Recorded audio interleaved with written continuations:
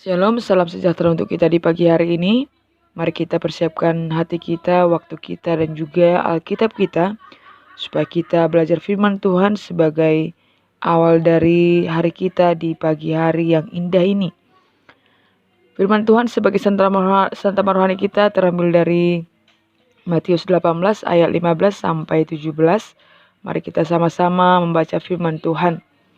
Demikianlah firman Tuhan tentang menasihati sesama saudara. Apabila saudaramu berbuat dosa, tegurlah dia di bawah 4 mata. Jika dia mendengarkan nasihatmu, engkau telah mendapatkannya kembali. Jika ia tidak mendengarkan engkau, bawalah seorang atau 2 orang lagi, supaya atas keterangan 2 atau 3 orang saksi, perkara itu tidak disangsikan. Jika ia tidak mau mendengarkan mereka, sampaikanlah soalnya kepada jemaat. Dan jika ia tidak mau juga mendengarkan jemaat, pandanglah dia sebagai seorang yang tidak mengenal Allah atau seorang pemungut cukai. Sampai situ firman Tuhan. Tema kita di pagi hari ini adalah teguran kasih.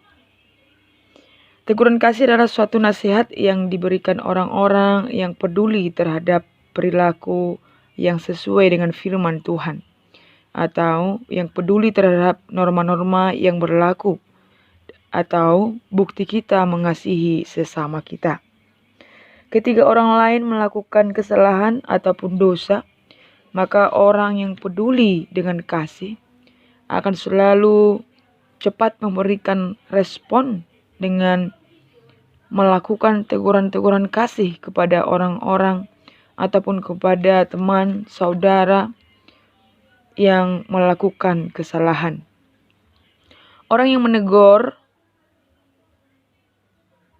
menegur kita itu bisa teman kita, bisa orang tua kita, bisa guru kita, bisa saudara kita, bisa orang lain yang peduli dengan kasih ataupun yang peduli dengan firman Tuhan.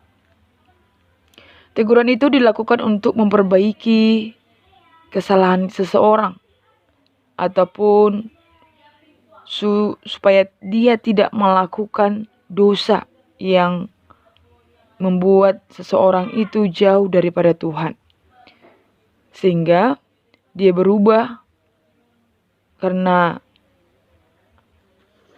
dia sudah ditegur dari orang-orang yang takut akan Tuhan, dan dia bisa menjadi lebih baik lagi, sehingga terjadi keteraturan yang baik, sehingga terjadi pertobatan ataupun perubahan yang baik, perilaku yang baik di dalam kehidupannya sehari-hari.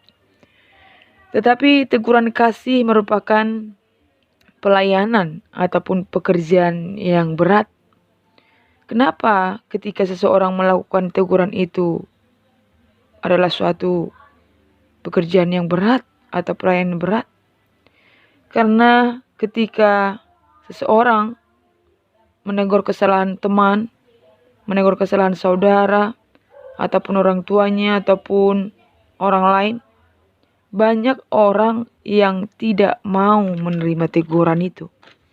Banyak orang yang tidak merespon dengan baik, malah tambah membuat masalah karena dia tidak menerima teguran dan dia tidak mengakui kesalahan ataupun dosa yang dilakukan. Sehingga banyak orang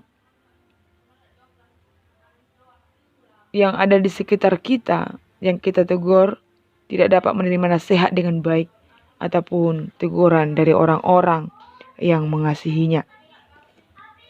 Ketika orang ataupun ketika saudara kita, ketika teman kita, ketika orang-orang yang ada di sekitar kita melakukan dosa, misalnya mencuri, berdukun, berzina, tidak menghormati orang tuanya, membunuh, berbohong, merampas, menduakan Tuhan, dan juga dosa-dosa yang lain, ya, cakap kotor, ya, menggosipi, menfitnah, maka orang yang takut akan Tuhan atau yang peduli dengan keteraturan hidup bersama Tuhan akan melakukan tugas untuk menegur dan menasehati dengan kasih. Bagaimana caranya ketika kita mau menegur orang lain? Tadi kita sudah membaca firman Tuhan, bagaimana caranya kita menegur saudara-saudara kita yang melakukan dosa. Yang pertama, kita menegur dia dengan empat mata. Kalau dia tidak mengakuinya, maka kita akan membawa saudara kita 2 atau 3 orang supaya menjadi saksi dan menyadarkan dia akan kesalahan dia. Kalau orang itu juga tidak mau mengakui kesalahannya, tadi dikatakannya, maka kita akan membawanya ke forum, ke jemaat, ke dalam keluarga keluarga besar kita, anggota gereja, anggota keluarga, supaya dia mengakui kesalahannya dan sadar akan dosanya.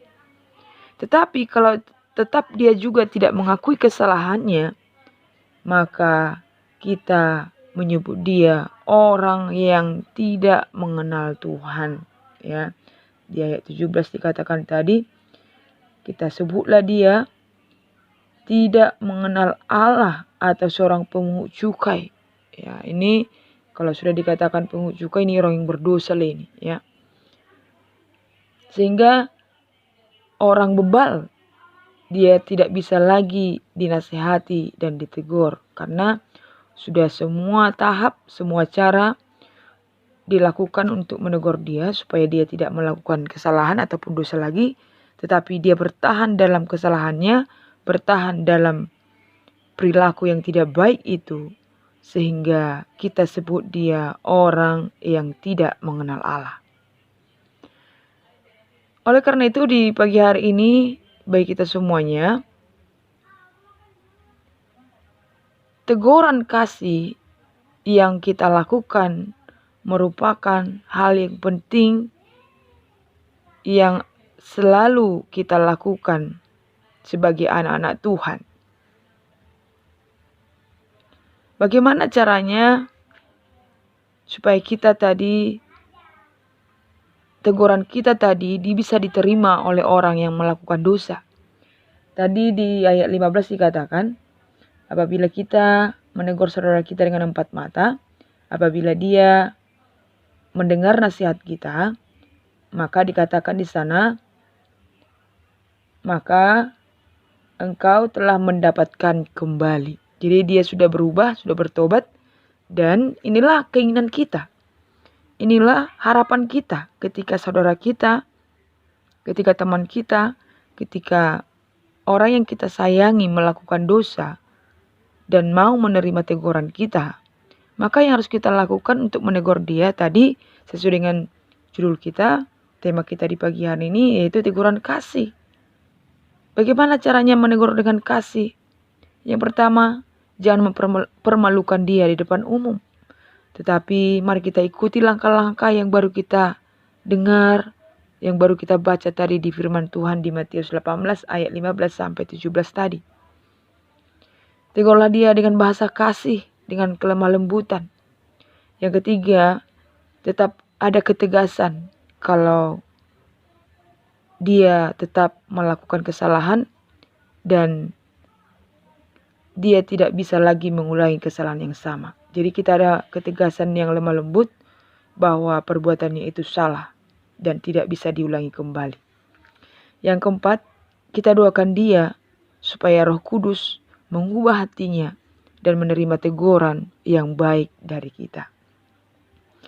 Jadi jika saudara kita melakukan kesalahan ataupun dosa, maka kita wajib menegurnya dengan kasih. Dan kalau kita baca di Imamat 19 ayat 17 dikatakan di sana bahwa kesalahan orang lain jangan kita simpan di dalam hati kita.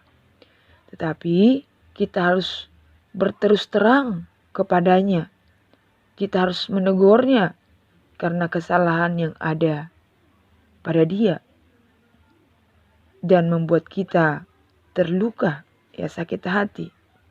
Sehingga di imamat ini mengatakan ketika orang lain melakukan kesalahan kepada kita yang mungkin menyakiti hati kita, jangan simpan di dalam hatimu. Sehingga tidak ada kebencian di dalam hati kita. Jadi kita buang benci ketika kita menegur orang lain.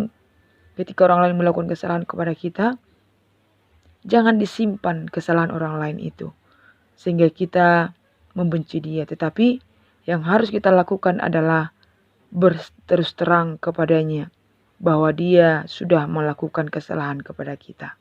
Dan menegurnya dengan penuh kasih supaya dia tidak lagi mengulangi kesalahan yang sama. Jadi, jadilah anak-anak Tuhan yang mau menegur saudaranya dengan kasih ketika dia melakukan dosa. Ketika kita ditegur, terimalah teguran dari orang lain yang menegur kita. Jangan marah, jangan benci kepada orang yang menegur kita, tetapi bersyukurlah ketika ada orang yang menegur kita dengan kasih untuk mengubah kita menjadi anak-anak yang takut akan Tuhan. Dan kita mau mengakui kesalahan kita dan jangan lagi melakukan kesalahan ataupun dosa yang sama. Jadi di pagi hari ini firman Tuhan mengingatkan kita supaya kita saling menegur, saling menasihati dengan kasih sehingga kita disebut dengan anak-anak Tuhan ketika kita mau menerima teguran dengan baik. Akuilah kesalahanmu, jangan simpan kesalahan orang lain dalam hatimu, tetapi berterus teranglah kepada saudara kita, kepada orang yang membuat kita terluka ataupun kesalahan kepada kita, supaya kita semua menjadi anak-anak Allah, menjadi anak-anak yang takut akan Tuhan. Amin. Tuhan Yesus memberkati.